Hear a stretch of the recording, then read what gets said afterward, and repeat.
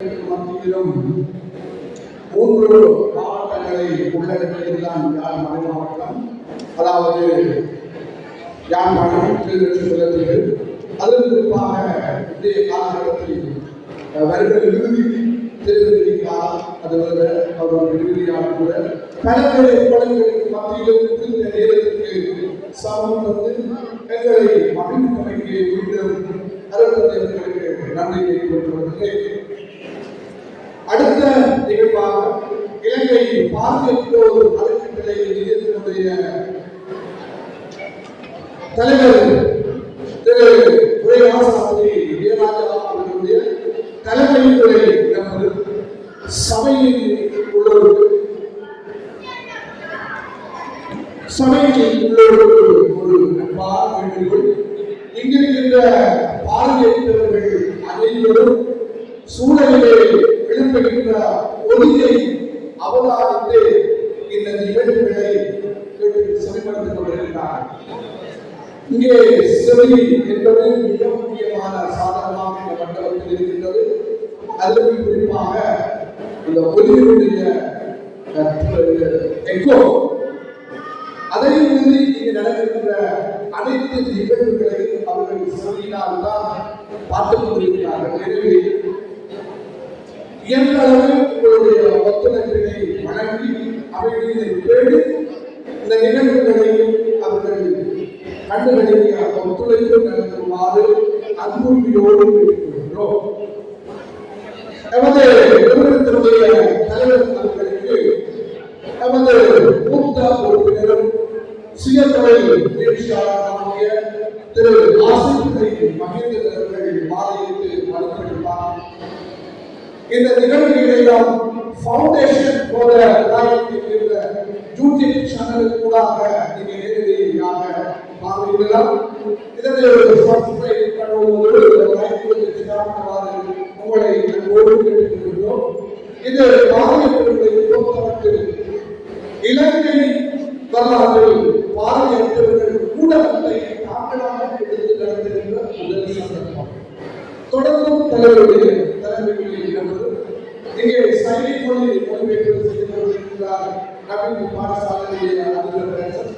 அவருக்கு நன்றியை கொண்டு தொடர்ந்து ஆசிரியர் அவர்களை சைனி மொழிபெயர்ப்பு செய்யுமாறு அன்போடு கேட்டுக்கொள்கிறோம்.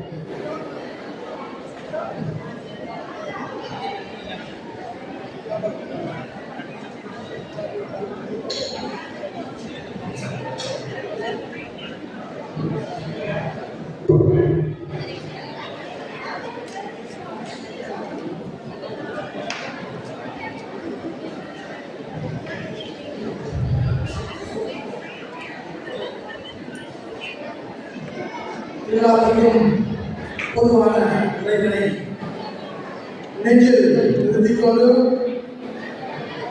இன்றைய இந்த கொட்டும் மழையில் எங்களுடைய வேண்டுதலை ஏற்றுக்கொண்டு இங்கே பதிலை கண்டிருக்கின்ற அனைவருக்கும் எனது நெஞ்சார்ந்த நன்றிகள். சின்னார்கள் எப்படி இருக்கிறீர்கள்?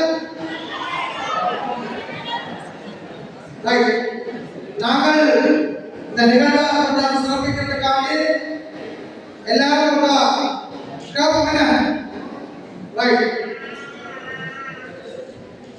இந்த நிகழ்வுக்கு வந்திருக்கின்ற பிரதமர் அவர்களே, சிறப்பு விருந்தினர் ஐயா அவர்களே மற்றும் அம்மா அவர்களே, பிரதம விருந்தினர்கள் அவர்களே, எனது அன்புக்கும் மதிப்புக்கும் உரிய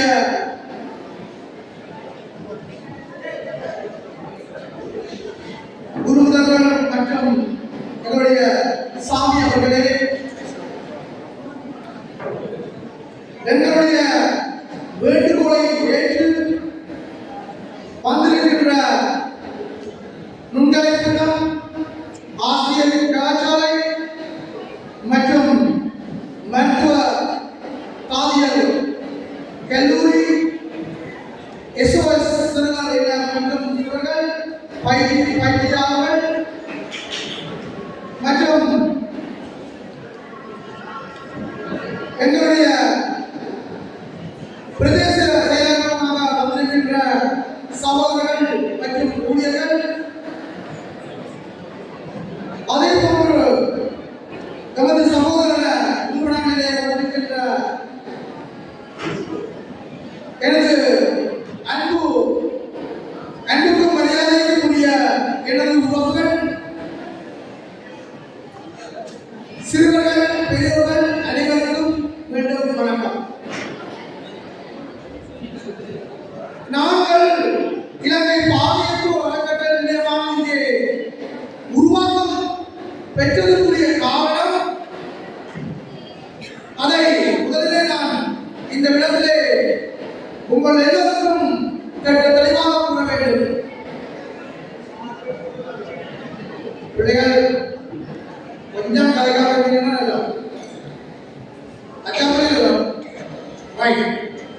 இந்த பாதுகாப்பு அறக்கட்டளை நாங்கள் உருவாக்குவதற்கான நோக்கம், எங்களுடைய பண்பார்வையற்றவர்கள் சமூகத்திலே தொழில் பெரு நபர்களிலிருந்து தொழில் வளர்ந்தவராக மாற்றம் பெற வேண்டும்.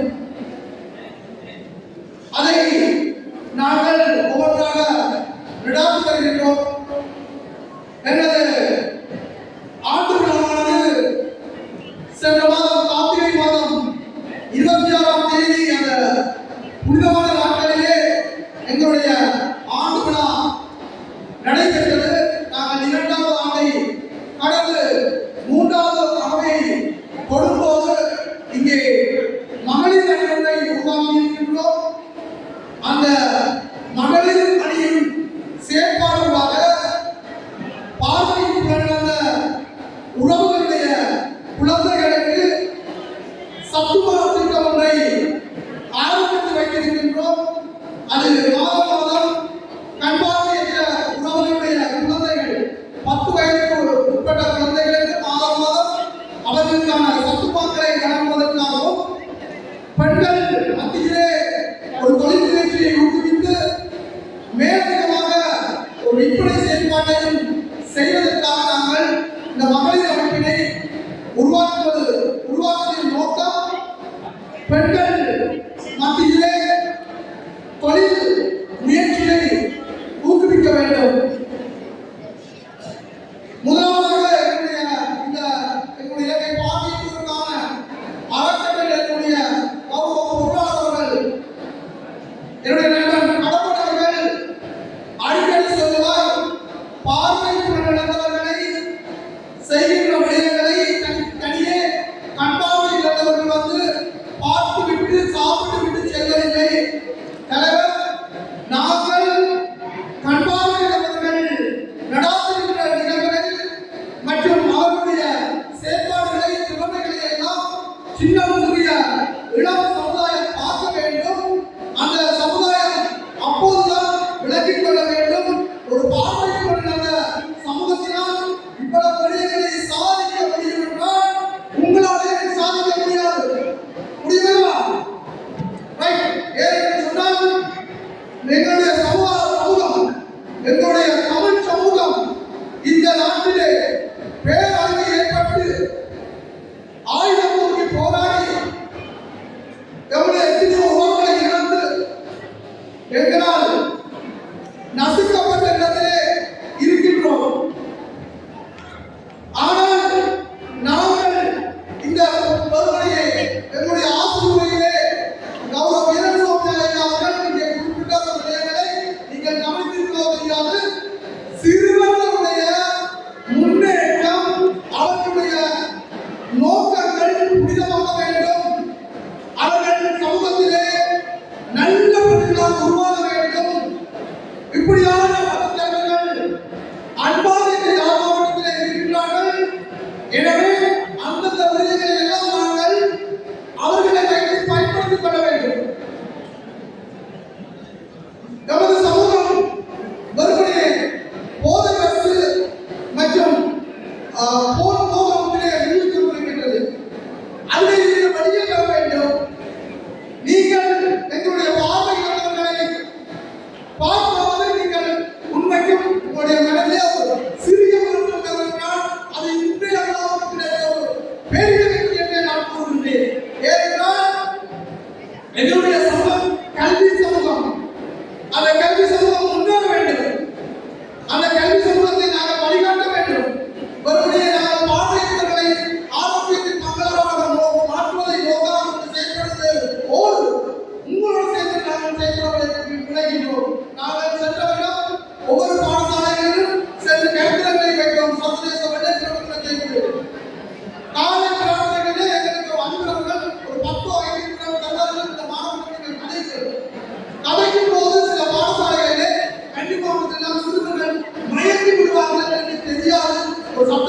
என்ன சொல்றதுக்கு ஒரு சின்ன பிள்ளை பயன்படுது.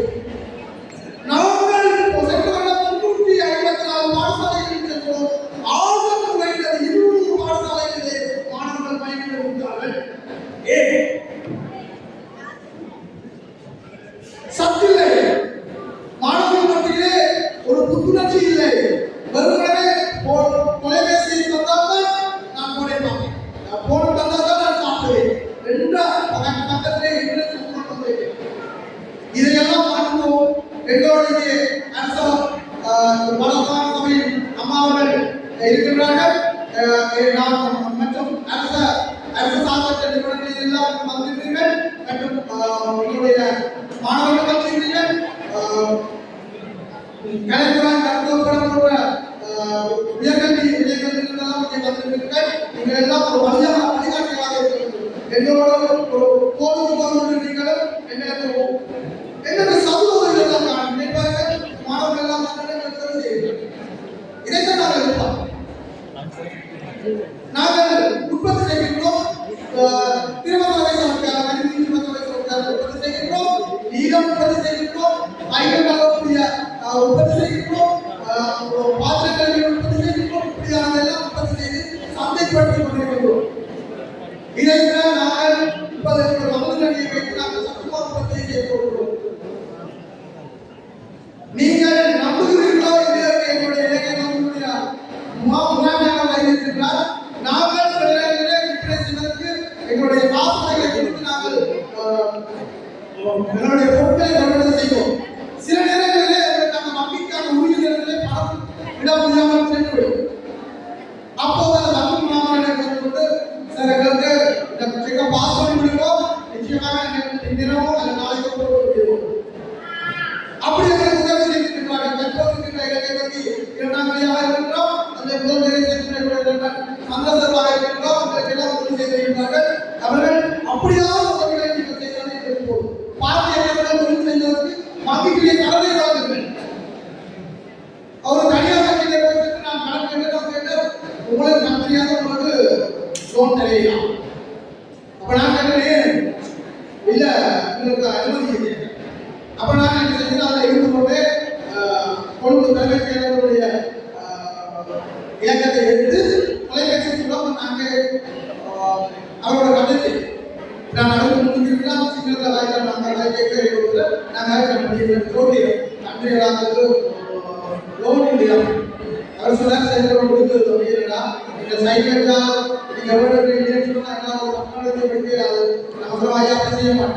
ஆனால் அந்த வங்கியில் இருக்கக்கூடிய முகாமையாளருக்கு தன்னுடைய தற்கொலையிலே ஒரு தொகையான பணத்தை எங்களுக்கு விடுவித்து அதை செய்ய முடியும்.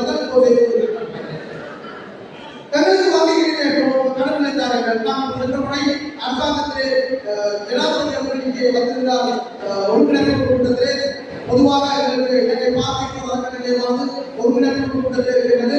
எங்களுடைய கௌரவ பொருளாதாரர்கள் தான் அந்த ஒருங்கிணைப்பு கூட்டத்தில் செய்வார். அங்கே நாங்கள் குறிப்பிட்டோம், நீங்கள் இப்படி பிரித்து பிரித்து எங்களுக்கு 10,000 விட நீங்கள் அதை ஒரு வாய்ப்பாக வைத்துக் கொண்டு அல்லது பிடியாக வைத்துக் கொண்டு எங்கள் சுயதொழில் செய்வதற்கு ஒரு கடனை வழங்குங்கள். நாங்கள் முன்பதை காட்டுவோம்.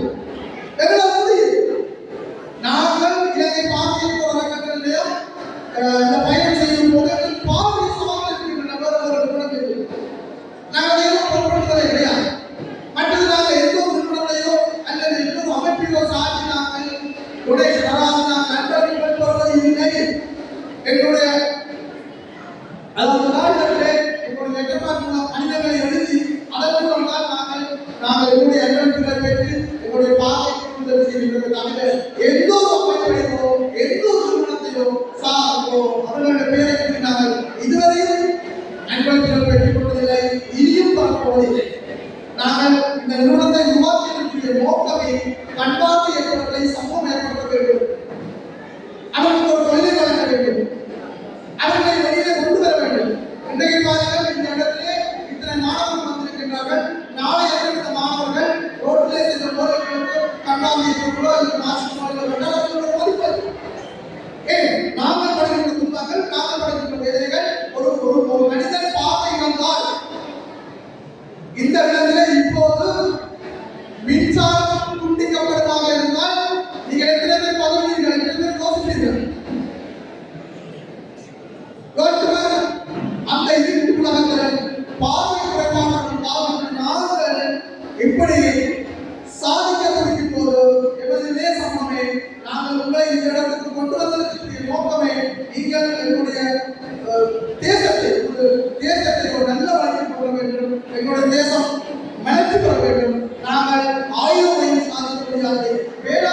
சாதிப்போம் என்று நீங்கள் ஒவ்வொருவரும் இன்றைய தினத்தை நிச்சயமாக நல்ல கொடுக்கின்றேன்.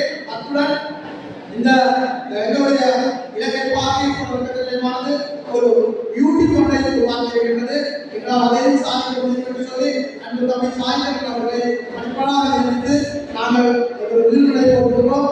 இந்த எங்களோடு வந்திருக்கின்றதாக எங்களோட தோழர்கள் இருந்து எங்களுடைய செயற்பாடுகளுக்கு எங்களுடைய அதிகாரம் இருக்கின்றார்கள்.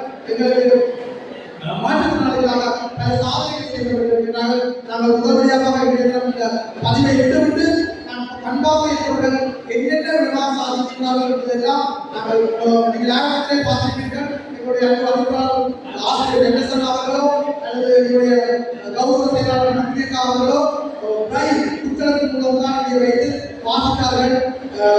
அவர் அப்பால் தான் நாங்கள் கல்வி கேட்கின்றோம். இங்கே அன்பு சகோதரியோ அல்லது சமத்துவம் தெரியாது செய்தி மொழியிலே காட்டிக் கொண்டிருக்கின்றார். நீங்கள் இப்படியான மனிதர்களை எந்த ஒரு அலையும் பார்வையிட முடியாது. எனவே எங்களுடைய யூடியூப் சேனலுக்கு நீங்கள் ஆதரவு அளியுங்கள். அதே போன்று பார்வையிடவர்களை மாற்றுத்திறனாளிகள் மதியுங்கள். வேலையிடம் பார்வை ஒளியினோடு அல்ல, நாங்கள் சாதிப்போம். எங்களுக்கு துணையாக இருங்கள். எங்களுக்கு ஒரு வெள்ளைக்கிழமைக்கு எவ்வாறு போகின்றதோ, எவ்வாறு எங்களுக்கு ஒரு விளைச்சல் போகின்றதோ, எவ்வாறு ஒரு வீழ்ச்சியாக போகின்றதோ, அதே போன்று நீங்கள் இன்று வரை இருக்கின்றீர்கள். எங்களை மதியுங்கள். எங்களை சமூகமயப்படுத்துவதற்கு பங்களிப்பை வழங்குங்கள். எமது சமூகம் உங்களுக்கு தெரியும், இலங்கையிலே 18 லட்சத்துக்கு மேற்பட்டவர்கள் மாற்றுத்திறனாளிகள் இருக்கிறார்கள்.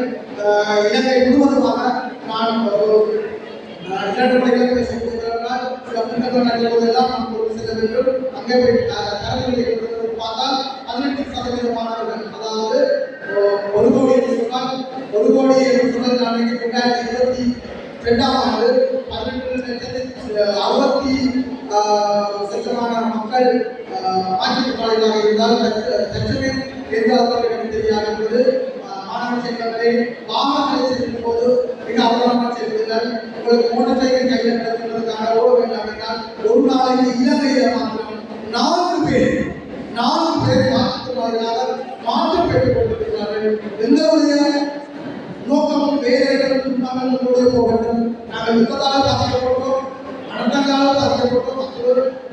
அதே போன்று நீங்கள் ஒரு யுத்தமில்லை, அனர்த்தங்களை நீங்களே ஏற்படுத்தார்கள். நான் அண்மையிலே ஒரு செய்தியை பார்த்தோம். அண்மையிலே இருந்து சிறுவர்கள் முன்னே வளர்த்துவிட்டார்கள். எங்கள் உறவுகள் நீங்கள் ஒரு உயிர் போனாலும் எங்களுடைய சமூகம் எவ்வாறு வேலைப்பட்டது உங்களுக்கு தெரியாது.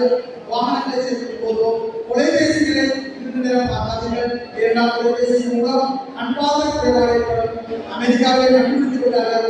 அடுத்த கட்டம் என்ன செய்யலாம் என்று யோசிக்கிறார்கள். ஸ்மார்ட் உலகத்தின் மூலம் வாழ்க்கை பாதிக்கப்பட்டுக் கொண்டிருக்கிறது. எனவே இன்னும் பேசியிருக்கிறார்கள். உண்மையிலே தலைமுறையை கடைசியாக தந்துவிட்டால் இன்னும் கூட கருத்திருக்கலாம். இடையே தந்துவிட்டார்கள். இன்னும் சிறப்பு உரையாற்ற இருக்கிறார்கள். உங்களுடைய மனங்களை உட்பட அவரை நாம் கடித்து கொள்ளுங்கள். சிறுவர்களே, நீங்கள் தான் இன்றைய சிறுவர்கள் நாளை மாற வேண்டும். எமது சமூகம் ஒரு முன்னேற்றமான பாதையை நோக்கி செல்ல வேண்டும் என்பது எங்களுடைய நோக்கம். எனவே உங்கள் அனைவருக்கும் அன்பு வணக்கம் கூறி உங்களிடம் விடைபெறுகிறேன். நன்றி, வணக்கம்.